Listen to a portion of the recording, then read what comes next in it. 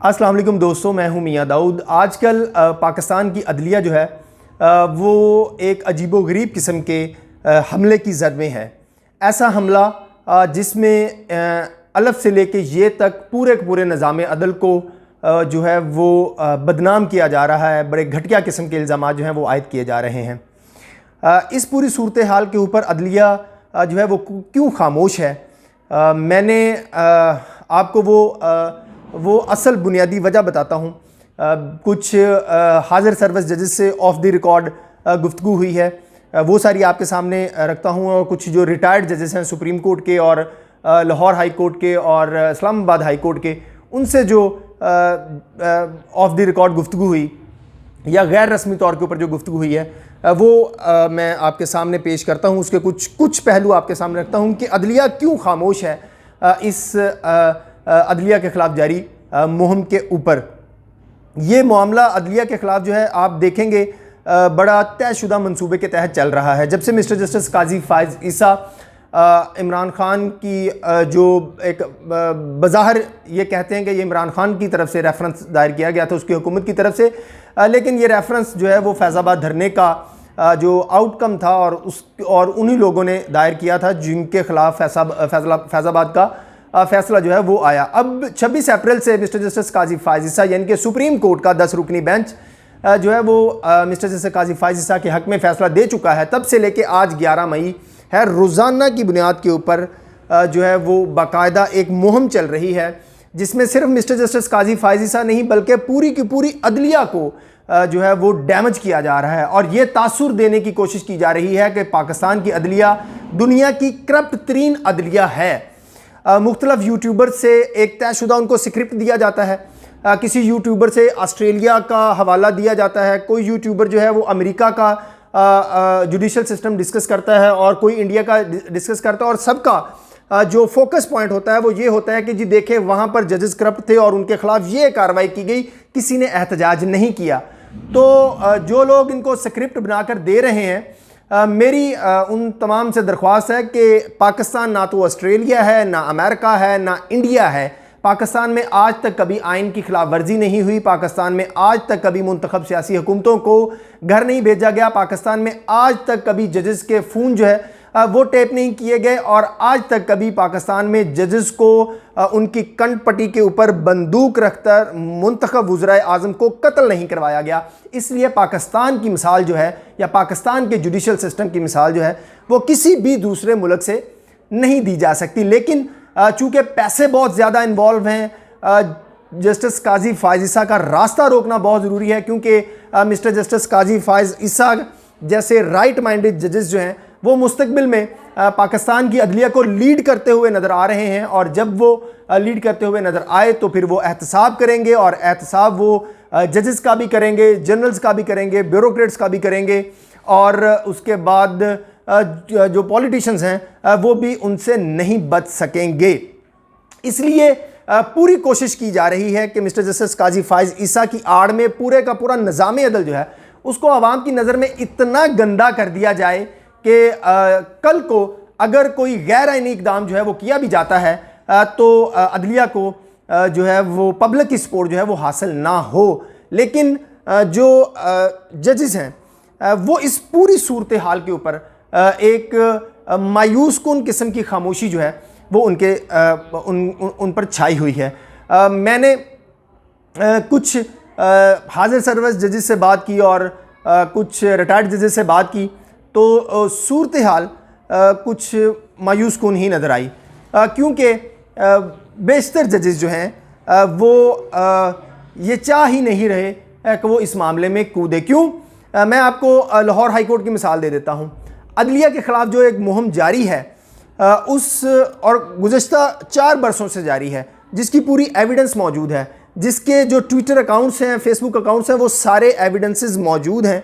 और अगर आप उसको थोड़ा सा भी इन्वेस्टिगेट करने की कोशिश करें इंडिपेंडेंटली, सरकारी इदारों से नहीं, क्योंकि सरकारी इदारे तो खुद अदलिया के ख़िलाफ़ इस मुहिम में मुलव्वस हैं, यानी कि PTI पाकिस्तान टेलीकम्युनिकेशन अथॉरिटी वो खामोश है, कोई एक्शन नहीं ले रही, इसलिए वो भी अदलिया के ख़िलाफ़ मुहिम में मुलव्वस है। और FIA को हेड कर रहे हैं वाजिद ज़िया और इसके बाद तो कोई शक ही नहीं रह जाता कि मौजूदा FIA जो है वो कभी भी किसी भी सूरत में अदलिया के खिलाफ जो मुहिम जारी है उसके ऊपर कार्रवाई करेगी।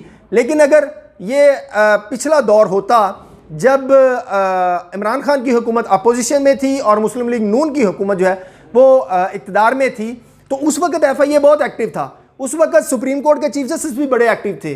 कोई बंदा भी ट्वीट करता था तो उसके खिलाफ फौरी तौर के ऊपर कंटेम्प्ट जो है वो ले लिया जाता था, और कोई भी बंदा अगर तनकीद करता था या मुजाहरा करता था सुप्रीम कोर्ट के एक इंतहाई गैर मंतकी और गैर आइनी फैसले के खिलाफ, जो पनामा का फैसला है, तो उसके खिलाफ कोई भी बंदा जो है वो प्रोटेस्ट करता था तो उसके खिलाफ तौहीन अदालत की कार्रवाई शुरू कर दी जाती थी। कसूर में लोगों के खिलाफ मुकदमा जो है वो दर्ज किया गया। साबिक चीफ जस्टिस साकिब निसार साहब की तरफ थे, जिन्होंने अपने आखिरी अदवार की वजह से सुप्रीम कोर्ट के मुंह के ऊपर एक ऐसी कालक मिली है अपना सियासी किरदार अदा करके कि सुप्रीम कोर्ट कभी भी उस कालक को धो नहीं सकेगी। जिस तरह के आज तक जुल्फ़िकार अली भुट्टो का अदालती कत्ल जो है वो हमारी पाकिस्तानी अदलिया के चेहरे के ऊपर बदनुमा दाग है। लेकिन अभी भी सुप्रीम कोर्ट का और हाई कोर्ट्स के जजेस का वही रुझान है। जब मैंने कुछ जजेस से बात की या कुछ ऑफ द रिकॉर्ड रिटायर्ड जजेस से या कुछ जो जजेस के करीबी हल्के हैं उनसे बात की, तो कोई भी बंदा वो जो लाहौर हाई कोर्ट में अदलिया के खिलाफ मुहिम की जो पटिशन ज़ेर अल्तवा है उसको सुनने के लिए तैयार नहीं है। Chief justice Lahore high court mister justice Mohammad Qasim Khan sahab ने ऑब्जर्वेशन दी कि हम इसके ऊपर फुल बेंच बनाते हैं। उस फुल बेंच की सरबराही करने के लिए कोई जज तैयार नहीं है। जितने मेरा इशारा जो है वो लाहौर हाई कोर्ट के सीनियर जो तकरीबन 20 के करीब जजेस हैं उनमें से कुछ जज साहबान की तरफ है कि वो फुल बेंच की सरबराही करने के लिए तैयार नहीं है। अगर ये सूरत हाल होगी, अगर हमारे ये मोअज़्ज़ज़ जज साहबान जो हैं वो अपने अदारे को प्रोटेक्ट नहीं कर सकेंगे, अपने अदारे की साख नहीं बचा सकेंगे, तो उन्होंने किसी आम आदमी या आम जो है साइल है उसकी साख वो कैसे बचा पाएंगे। और इसी तरह ही जो सुप्रीम कोर्ट है उसमें भी इस तरह की एक मानी खेज किस्म की खामोशी जो है वो पाकिस्तान के निज़ाम अदल को इंतहाई डैमेज कर रही है। चीफ जस्टिस पाकिस्तान जो हैं मिस्टर जस्टिस गुलजार अहमद, उनकी ये जिम्मेदारी बनती है कि अदलिया के ख़िलाफ़ जो एक तयशुदा स्क्रिप्टेड किस्म की मुहिम चल रही है सोशल मीडिया के ऊपर, उसके ऊपर आज खुद नोटिस लें और उसको इन्वेस्टिगेट करवाएं।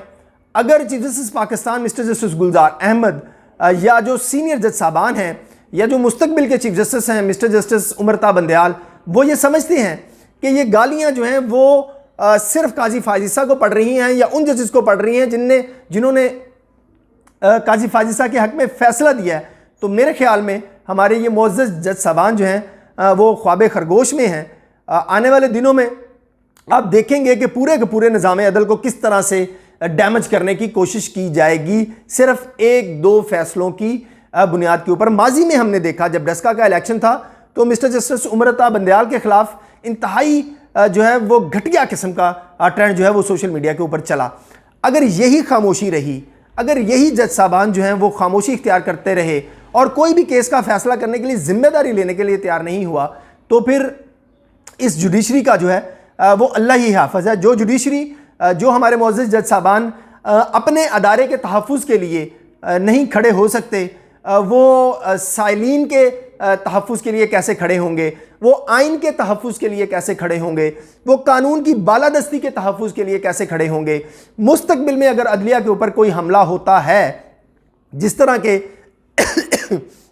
एक वेव इंडिकेट कर रही है, मौजूदा वेव जिस तरीके से इंडिकेट कर रही है कि मुस्तक़बिल में अदलिया के ऊपर कोई हमला होने जा रहा है, तो यही मौजूदा जज साहबान जो एक पटिशन का कानून के मुताबिक फ़ैसला करने के लिए तैयार नहीं है या आज खुद नोटिस लेने के लिए तैयार नहीं है, वो आइन की बालादस्ती, कानून की बालादस्ती के साथ कैसे खड़े होंगे। ये हर जो बाशऊर पाकिस्तानी है उसके जहन में ये सवाल जो है वो उठ रहा है। कल हामिद खान साहब ने भी तलत हुसैन साहब के साथ इंटरव्यू में इस बात की मजम्मत की कि ये जो मुहिम चलाई जा रही है मिस्टर जस्टिस काजी फाइज ईसा की आड़ में पूरी अदलिया के ख़िलाफ़, ये इंतहाई काबिल मजम्मत है और ये चलाने वाले बड़े तयशुदा मंसूबे के तहत डिसइंफॉर्मेशन फैला रहे हैं, जिसमें कैप्टन अनवर मंसूर जो हैं साबका अटॉर्नी जनरल, वो भी शामिल है। अब देखें कि इतने बड़े लेवल का बंदा जो है जिसकी कब्र में टांगे हैं और वो झूठ बकी जा रहा है मुख्तलफ चैनल्स के ऊपर, यूट्यूब चैनल्स के ऊपर कि जी सरीना ईसा के तो 2 नाम थे, 1 अकाउंट था, 5 अकाउंट थे, इस तरह की डिसइंफॉर्मेशन फैला रहे हैं, जबकि वो सारी बातें जो हैं